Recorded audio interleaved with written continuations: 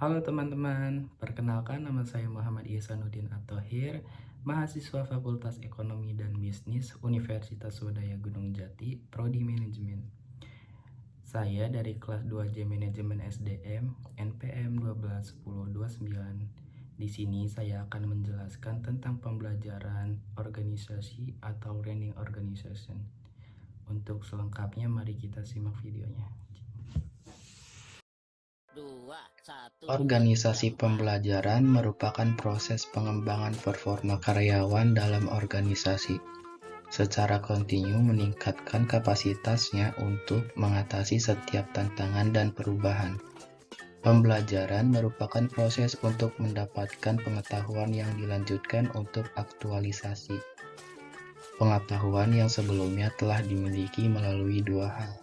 Yang pertama ada proses mendapatkan pengetahuan untuk mengetahui bagaimana cara mendasari pengetahuan fisik untuk produksi tindakan.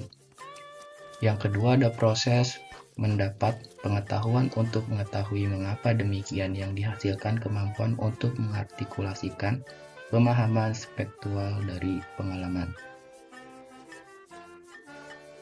Tingkatan organisasi pembelajaran. Yang pertama ada berpikir sistem. Berpikir secara keseluruhan terhadap interaksi antar unsur dalam bahas lingkungan tertentu yang bekerja mencapai tujuan. Yang kedua ada personal mastery, upaya keahlian terus-menerus dalam mengklarifikasikan visi pribadi, visi organisasi, memfokuskan energi, mengembangkan kesabaran, melihat dengan objektif, dimulai dari hal yang sungguh-sungguh bagi organisasi. Yang ketiga ada mental model, kemapanan sikap mental atau model. Mental yang dimulai dari penguasaan pribadi yang tinggi dalam keadaan hidup selalu belajar. Yang keempat ada tim pembelajaran. Pembelajaran dalam tim dimulai dengan dialog, merupakan kemampuan anggota tim untuk menunda asumsi dan masuk ke dalam pikiran bersama secara murni. Dan yang kelima, membangun visi bersama.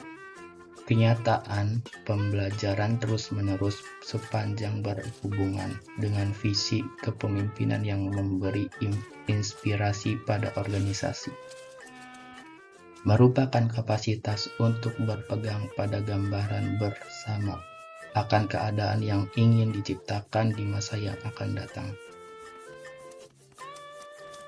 Teori pembelajaran organisasi, operant conditioning. Kondisilah yang membuat perilaku orang mau belajar secara sukarela untuk memperoleh imbalan atas prestasi atau kegagalan atas kesalahan yang diperbuatnya. Yang kedua ada classical conditioning. Ivan Pavlov, ahli psikolog Rusia, melakukan eksperimen dengan mengajarkan anjingnya untuk merespon suara lonceng. Dia menemukan suatu kesimpulan bahwa apabila kondisi tidak ada stimulus, maka akan terdapat respon terhadap suatu objek yang menjadi fokus perhatian sebaliknya. Dan yang terakhir, yang ketiga, social learning theory. Robbins menguraikan tentang social learning bahwa orang atau masyarakat akan melakukan pembelajaran melalui pengamatan dan pengalaman secara langsung tentang terjadinya masalah objek.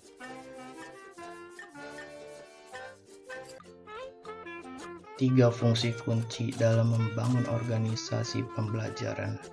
Yang pertama, ada membangun komitmen pada pembelajaran. A. Membuat pembelajaran sebagai komponen visi dan tujuan strategis. B. Investasi dalam pembelajaran. C. Mempromosikan luas tentang nilai pembelajaran. D. Mengukur, tolak ukur, menelusuri pembelajaran. Dan yang E. Menciptakan penghargaan dan simbol pembelajaran. Yang kedua ada bekerja menggeneralisir gagasan dengan dampak. A. Menciptakan prasarana yang menggerakkan gagasan sepanjang batas organisasi. Dan yang B. Memutar bekerja dari batasan fungsional dan divisional. Dan yang ketiga, bekerja untuk membangkitkan dan dampak. Yang A. Implementasi program perbaikan terus-menerus. B. Meningkatkan kompetensi bekerja melalui training dan membeli keahlian dari organisasi. C. Eksperimen dengan gagasan dan proses kelas dunia. Dan yang D. Identifikasi mental model proses organisasi.